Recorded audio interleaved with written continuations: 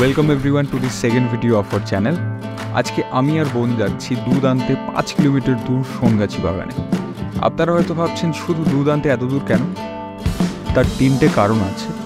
এক, ওখানে Holstein Friesian বলে এক গরুর ব্রিডের দুধ পাওয়া যায়। সেকেন্ড, ওখানে যাওয়ার রাস্তা খুবই সুন্দর, আর যার বাড়িতে দুধ আনি তার বাড়িটাও একটু হিলি, মানে পাহাড় শুরু হচ্ছে এমন এক জায়গায়, চারিপাশে চা বাগান। তৃতীয় রিজন, প্রচুর ময়ূর দেখতে পাওয়া যায়।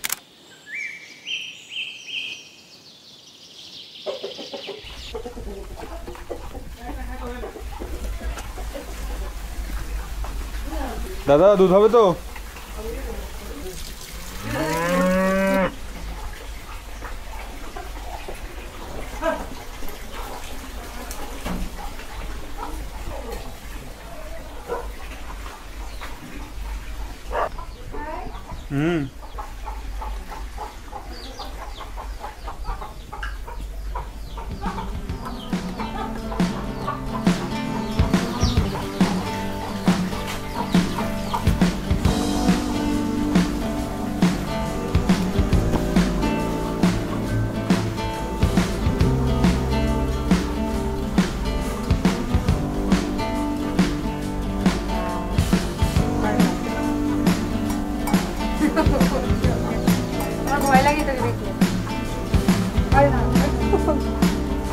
টাটা।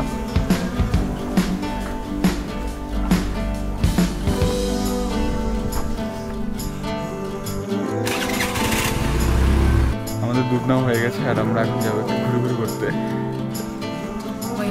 ময়ূর মানে যদি পাই ময়ূর, এখানে দেখা যায় সচরাচর জেনারেলি আসে।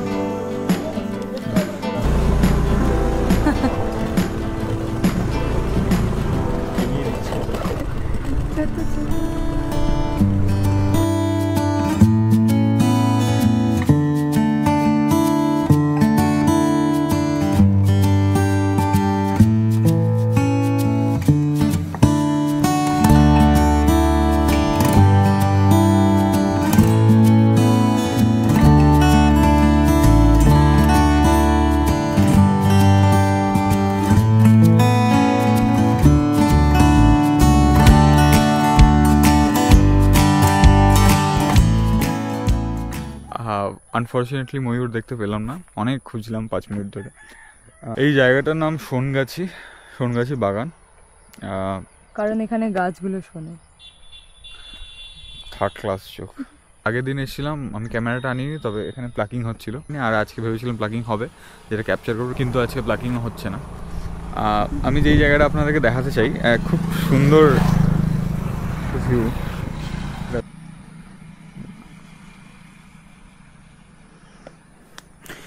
এই গোটা মাঠে, লিটারালি গোটা মাঠে শুধু ওই ওই ওই একটা বাড়ি আর ওই একটা বাড়ি, মাঝখানে কোনো ইসে নেই।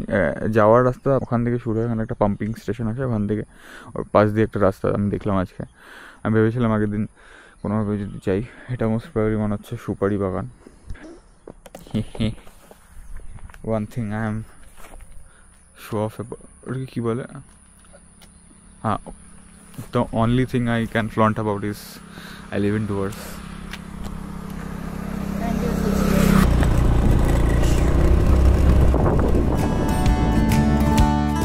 ঘুরতে ঘুরতে কাকুর সাথে পরিচয় হলো। কাকু এই বাগানেই কাজ করেন। গল্প করতে করতে চা গাছের মেনটেনেন্সের ব্যাপারে জানতে পারছি। এটা এই ওষুধ দেওয়ার সাথে সাথে তোলা যাবে না, তোলার পরে ওষুধ দিবে, পাতা তুলবে আবার ওষুধ দিবে, তারপরে শীত দিনে আসবে না, এই যে জঙ্গলগুলো আছে সব চাইছে পরিষ্কার করতে। বেশ কিছুক্ষণ গল্প করার পর আমরা এখন বাড়ির পথে। Thank you for watching. আপনারা যদি এত অবধি ভিডিওটি দেখে থাকেন তাহলে অসংখ্য অসংখ্য ধন্যবাদ। ভিডিওটা ভালো লেগে থাকলে প্লিজ সাবস্ক্রাইব আর লাইক করবেন। Thank you.